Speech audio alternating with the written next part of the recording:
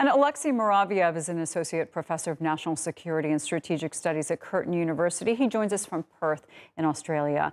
Alexey, we've been talking about specific parts of the Donbass, that key city of Sievierodonetsk. But looking at the larger area, as we see Ukraine here and there take back some territory, in your view, is there any chance that they can control the entire Donbass eventually? The simple answer is no. And let's put it in a perspective. Even discussing the situation with regards to the city of Severodonetsk needs to be taken into perspective. We're not talking about strategically important city. It's an important element in Ukraine's echelon defense that was built up there since 2015. In terms of actual size, the city is pretty small. It's a regional town. So capturing regional town, it's not going to be a decider either for the Russians or in case that Ukrainians will hold on to it. Even if the Ukrainians have tactical successes in Severodonetsk, and the reason behind it is because there was a political decision made against recommendations coming from Ukrainian General Staff and Ministry of Defense, who actually said we need to pull forces out of Severodonetsk because the city is encircled.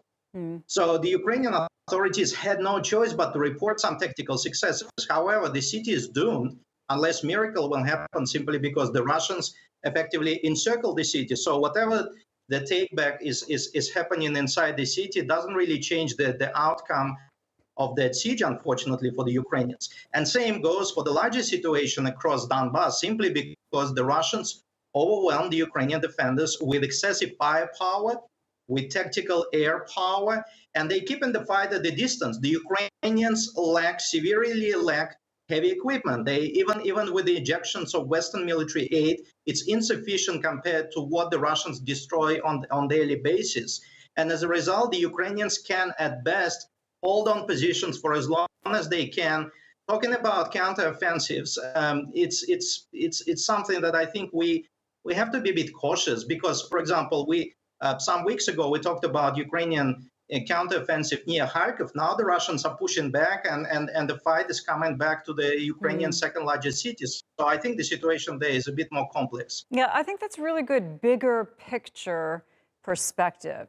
So next week, we're going to see the Russian foreign minister come here to Istanbul. He's expected to meet with his Ukrainian counterpart. Do you envision anything significant coming out of that? Look, even if Russian foreign minister and the Kremlin would want to ink something, I think they created enough political backlash after their last meeting in Istanbul with the Ukrainian counterparts, which was held, I think, back in late March, on the 29th of March, if I'm not mistaken. That created so much backlash, particularly around Russian nationalists, because they believe that the Kremlin betrayed Russia's national interest by giving away unilateral concessions, by pulling forces out of outskirts of Kyiv, out of Kharkiv, out of Sumy, out of Chernihiv, etc., in exchange for nothing. So I think at this point in time, perhaps it's an indication to the West that Russia is still willing to talk. I don't think we will see any breakthroughs or any form of fruition because both sides, both Kyiv and Moscow, are holding on to making any commitments prior to see how things turn out on the battlefields of Donbass. So Donbass is where negotiations are really taking place. You know, last week there was this leaked document, allegedly a UK government assessment of Russia's military, and said that it could collapse sometime in the near future. But at this point, it doesn't look like Russia's military is at the point where it can't take any more of this, right? Look, again, I'm not here to kind of paint a rosy picture about Mother Russia or anything like that. But again, we need to get a reality check. We've been hearing about these optimistic reports that Russian military is about to collapse since effectively the end of the first week of the invasion of Ukraine back in early March. We've been hearing reports that Russia is about to run out of their high-precision munitions, of their cruise missiles, of their tactical missiles, of their manpower. They don't seem to actually take any hit on that front. I mean, they have accepted casualties. They continue to pound the Ukraine with high precision long-range strikes. And in fact, the intensity of those strikes seems to intensify compared to the first weeks of fighting, meaning the Russians replenish whatever they waste in Ukraine, whatever they spend in Ukraine.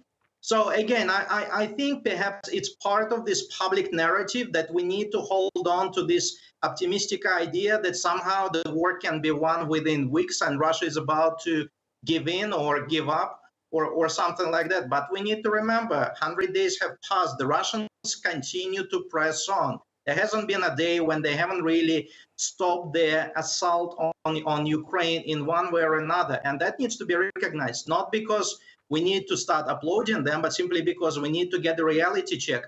Either we're here for the long fight and we need to accept this, or we need to find alternative solutions. Yeah, and the Ukrainian president said the other day that Ukraine has been hit by 3,000 airstrikes in 3 months' time. Alexey, always good to get your insights on this. Thank you. Thank you.